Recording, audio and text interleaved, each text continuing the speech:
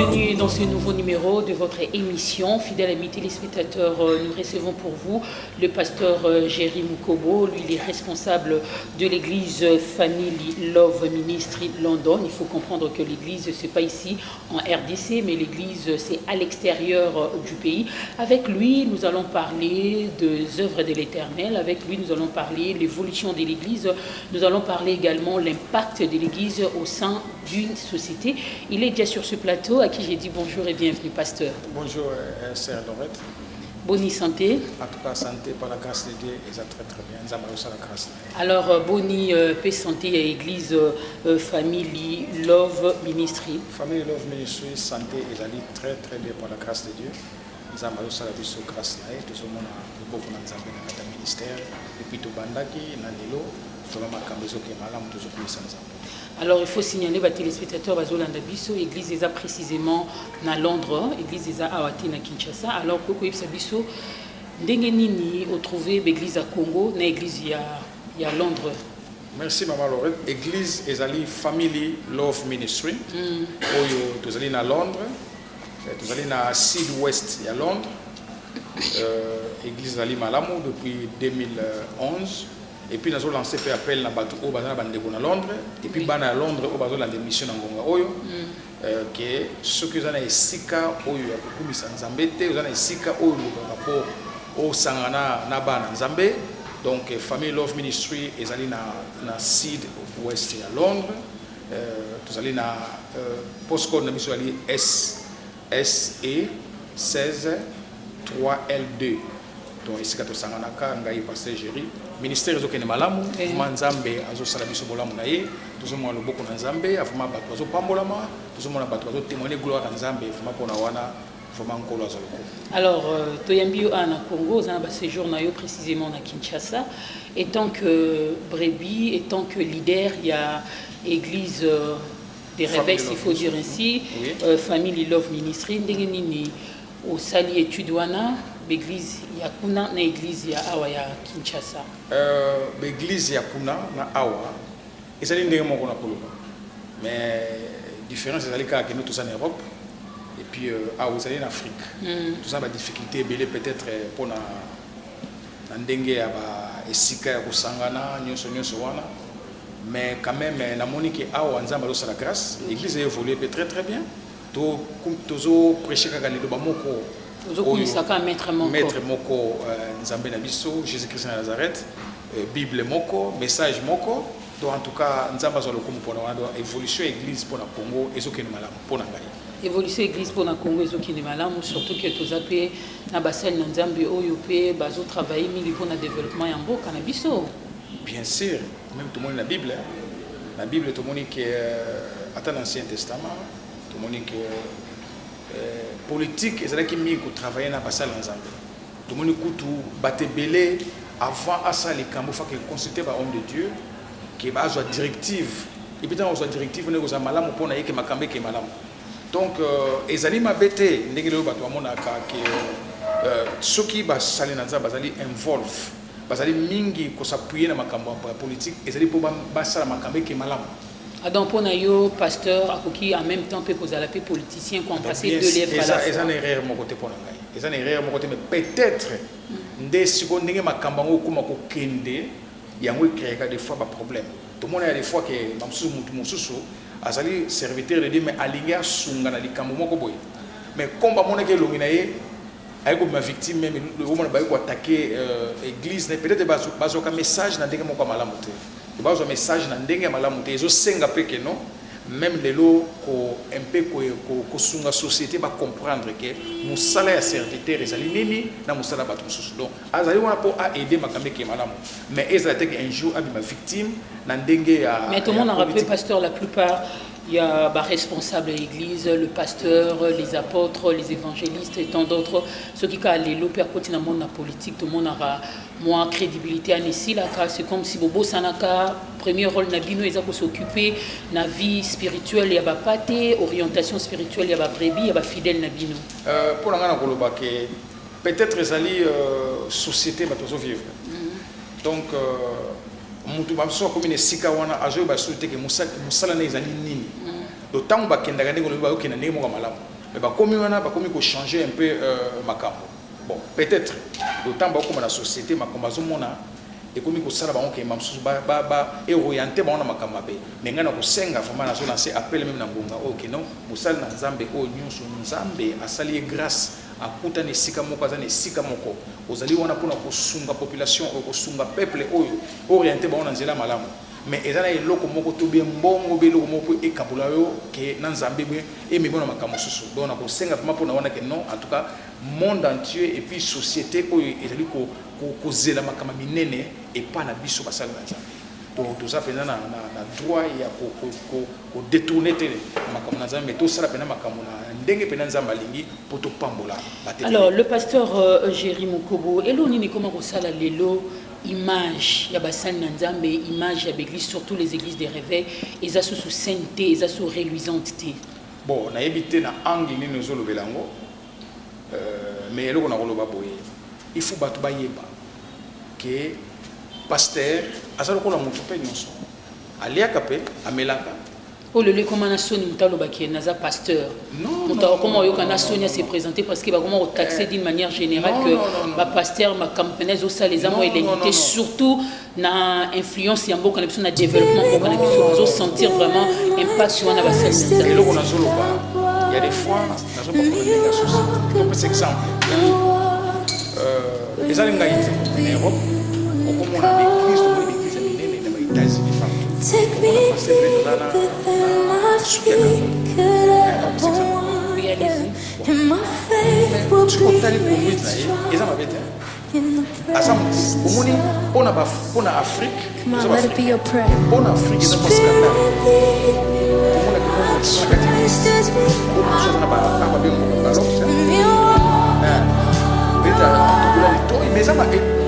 Et ça scandale mais pour les Européens parce qu'on a que non on a ensemble dans un problème donc pour la banque on a une mentalité il y a vraiment une mentalité la ndenge pour soit makambo za ndenge biso pays donne na biso za ba européens c'est donne style na bango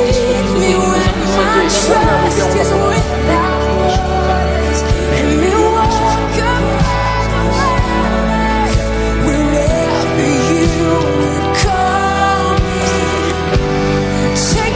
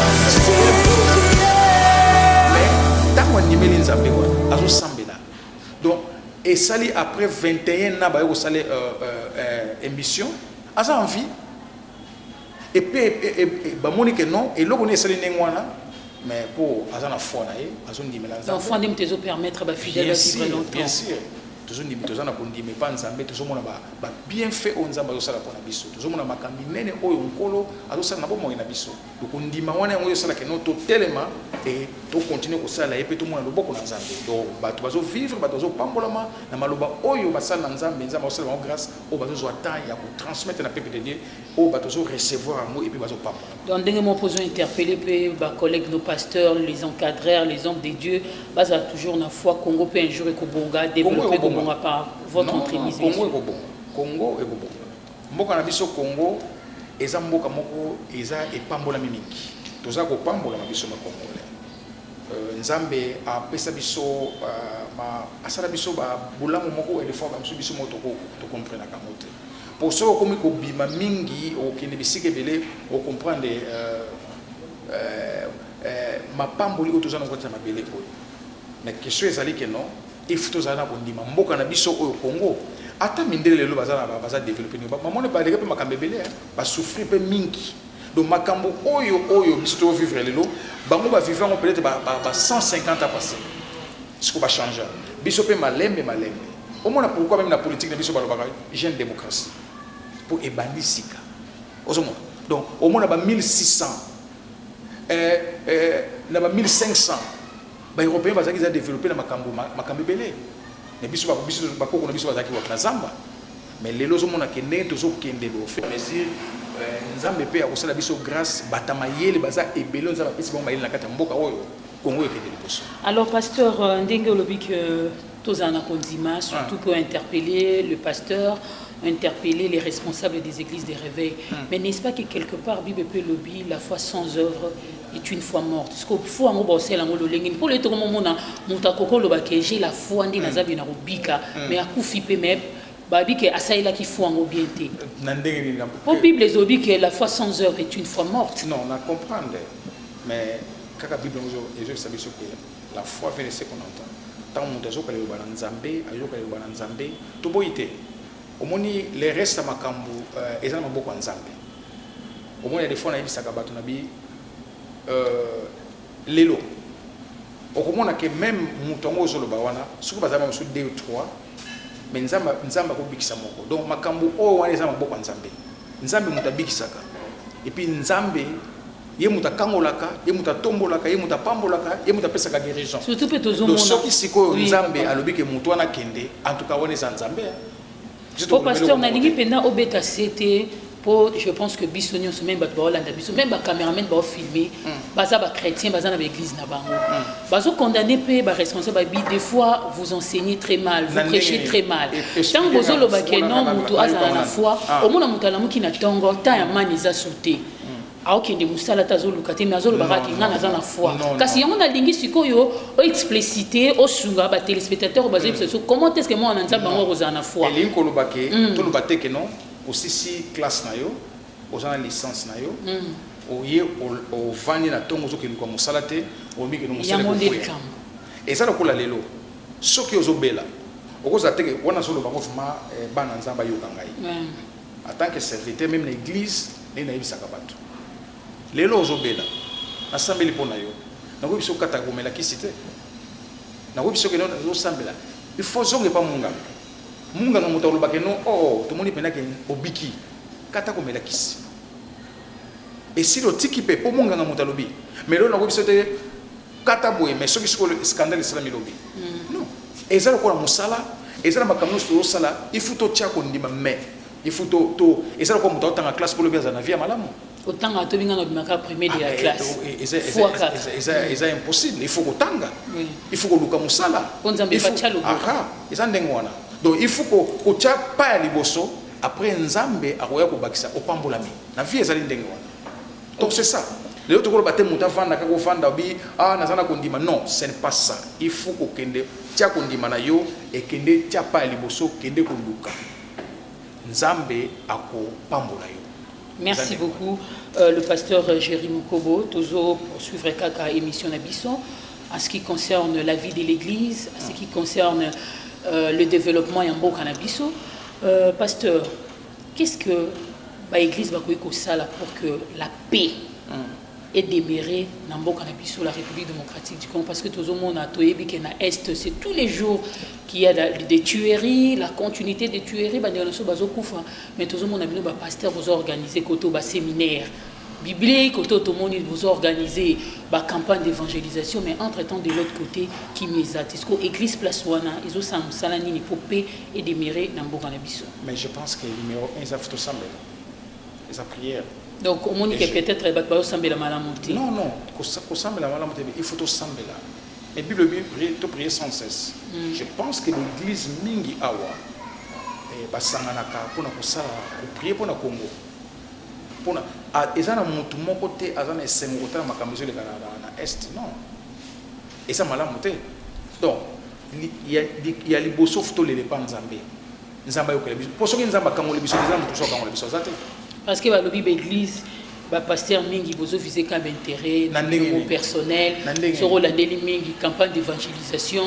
Même baptême, les autres thème, on les a rapport d'intérêt.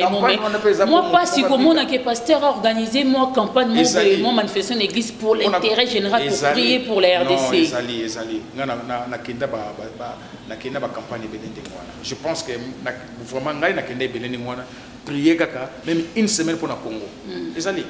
Et puis tu as dit que tout matato kita, Bible le bien. Atambula et Betty, souka souka katanaka.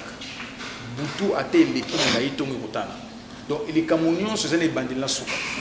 Makama Congo oyo injure bosila. Siko futo zaka na losambo kolele pa nzambe. Nzambe yokele biso mawa. To la moka jour moko boye, nzamba lo la kiti guerre RDC pays oyo en tout cas ba chrétien ba tondi ceux qui tamboli dans chaque avenue église na église mais ils ont combattu. Ils ont combattu. Bon, tu as exemple à Congo pour Talarambo cannabis. Ce qui est en Angola, au côté de l'église, c'est Mboka presque mingi Afrique. Et puis, ils ont malam.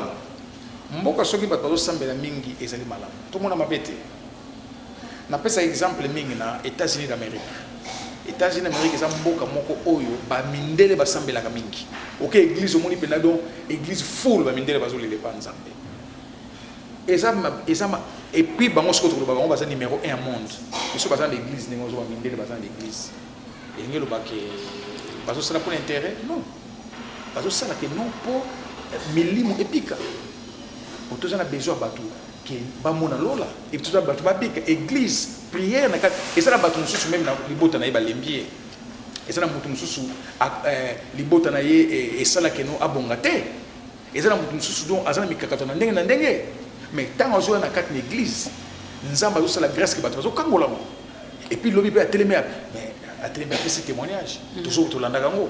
Tant qu'on a vu dans la boue, dans l'église, tant qu'on a passé le bon angaï. Mais nous sommes là. Il faut que nous soyons Zambé. La grâce soit celle que nous l'église c'est là partout. Et puis pas de pas pour la maman. Donc fidèle, pasteur, toko ba toujours quand le sambo. Bien sûr. Surtout dans le cannabis. Et au Simba, pour tous les lots, nous sommes là. Donc, tous les lacailles pas en Zambé, Zamba ou la biso mawa. A aussi la biso grâce un jour pour le sambo des a clé pour la biso ba chrétien. Exact place. Exact. C'est le cas en Zambé. Ndenge toujours les labos chaque jour Zamba azo ka komote. Bibi Zambé pas yo rappeler ni bon des diamants comme monter papa. Toro zapé toro les la s'occuper. Mais la Bible, on dit là où les péchés abondent, la grâce sera abondante. Donc, Nzamba, Nzamba, mais tout le monde comme ce soit basali malam. Mais il y a des fois que Makamabé ko le Congo. Congo est mabete. Tout continue ko le pas Nzamba, Nzamba au Kangola. Et puis ça musique pété. Et puis aux alliés responsables de l'église, mais où nous en à Londres, en Europe, ils en à Kinshasa. Mais tout le monde a que plus banana Nzamba ne mutubaza pauvre. On dirait que tout ça une église très régulière, très permanente, pour Moussala des athées. Et on tout le monde avec l'église à Congo, ils ont ça là, plein makasi. On dirait que le pasteur vous enseigné parce que la Bible nous dit l'homme mangera la sueur de son frère pasteur. Ils ont que ils appellent ndenge mboka ils ont tambola. Bon, nous avons cet exemple. Par la grâce de Dieu, nous vivons en Europe. Ministère est en Europe. Est-ce qu'on a les grâces autour de ça là? mais na quatre église eza ndenge moko na bato bazosala bato nyonso basalaka bato nyonso baya bavi na bango ozomona mais eza mpona nini mpona ndenge mboka wana etambolamaka économie ya mboka eza malamu kuna nasi il faut préparer pena temo roté oté amduté kila bilei pose msala kila bilei po kemboka ni po ba ne Europe po ni Canada Amérique aya ana Congo viezali bien sûr eza makambo susu ko to koloba awa voyage boy ende mangengenge na section ya na ba passeport to bode na sekisa yo pona peut-être likamo moko na église sona nina tumbola ba mama église na bisa ba ona na sambela pona bino nzamba pesa bino bana bon so boy na ba ozomona pourquoi pour ozomona mingi babotaka bana na loba suki ya boti mingi za 4 mais suka soko mona zana bana 3D et puis bali ko continuer pourquoi pona ndenge mboka etambola maka pour vi mingi ezali ke non bana na yo eza po bino mo susu ki pe pona bango papa mama bozana mama legite koya noko koya te vi wana kuna ezalaka te kuna ezali yo na bana na yo na mobali na yo famille restreinte sikoyo il faut bana bakende classe il faut bana basala boye ndeni bana bakolia bana faut ba voyager bake ba vacances ozomona ke na nyonso wana futo suka na biso na nini na 2 ou bien na 3 po bana bazana pe na vi moko malamu sikoyo totela kaka bible moko message za moko mais peut-être makambo ya koloba ndenge olobi tokoteya bato na nzala te po mundu aza na nzala te tokoteya mundu te ke non musala bokoaza na musala na ye donc mende musala o ya makasi église esala eza mpona kokangola bato ata okova na Europe me mutu akozala mvute mutu akozala na mikakatano ebele na vi na ye.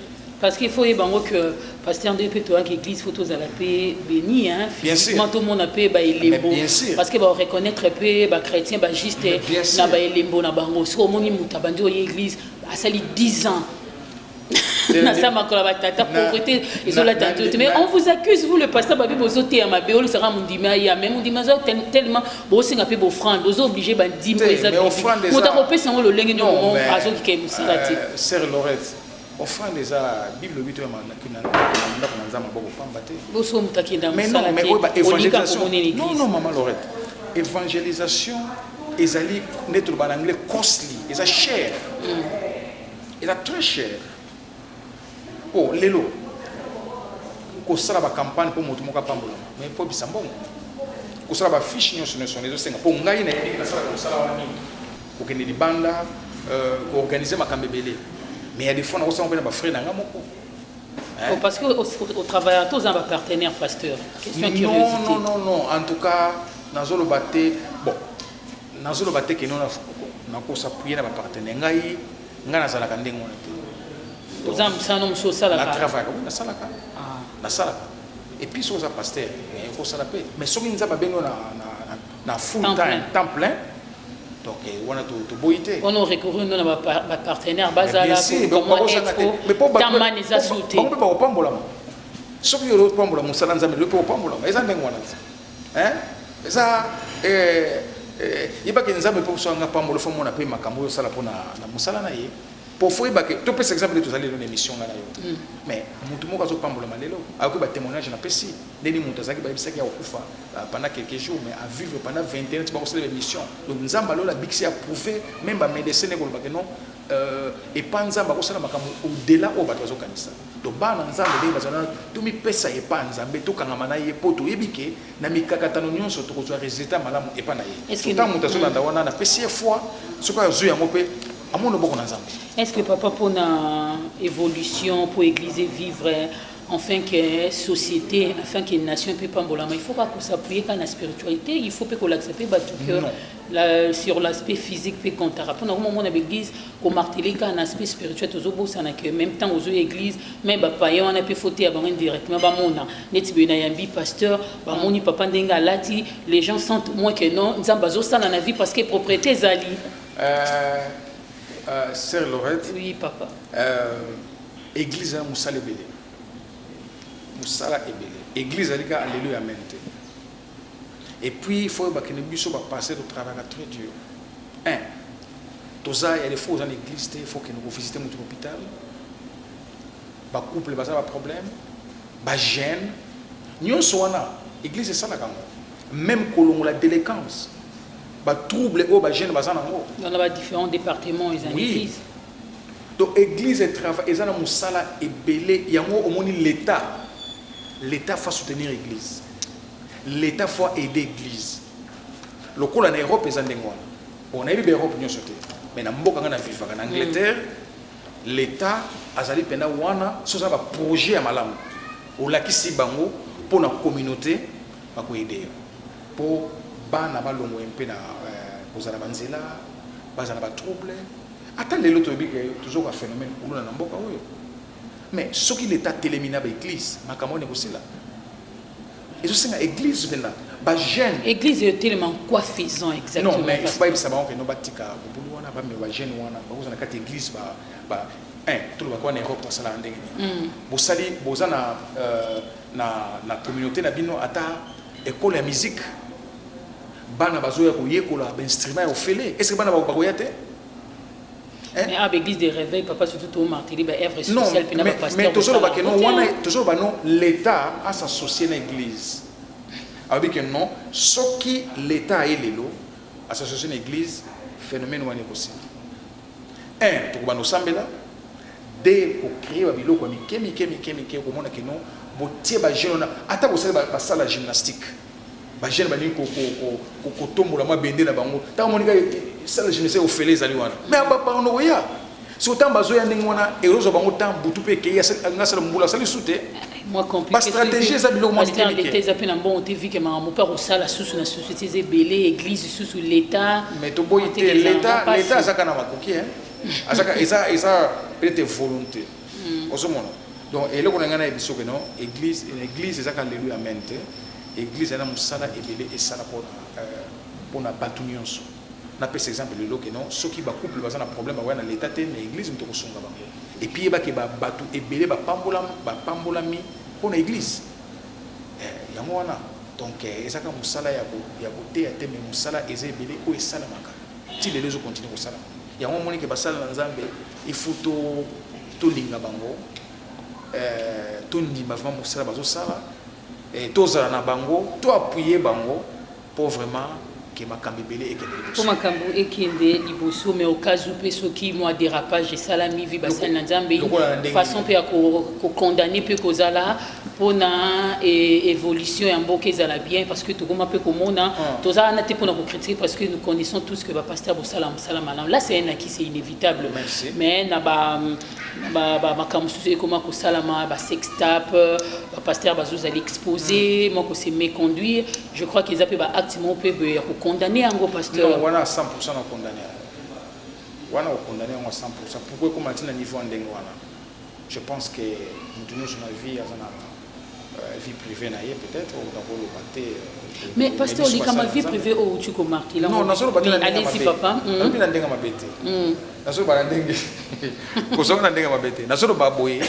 Pourquoi est-ce qu'on a un niveau en Dengwana?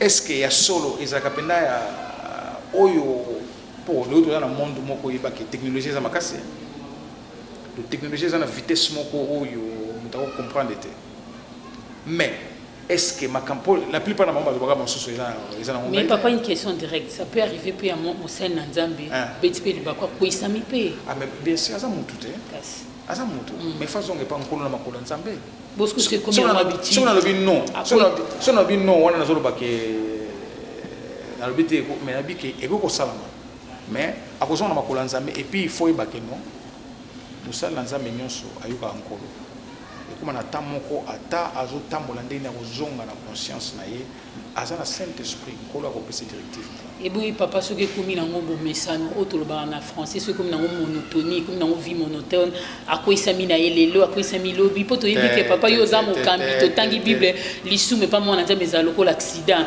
mais yo moko pasteur ozo kendo bi ngane na Nzambe na ozo ke koisa mo na marteler surtout na ekobo ce que mon mesano akoyi pe ko recourir pe pas collègue et pe pasteur Jéry Mukobo des aboy ces derniers temps 10 ans en 5 ans on a comment dans musika na Nzambe bien sûr mais koloba musika na Nzambe na ningo zolo ba wana mpe eza makasi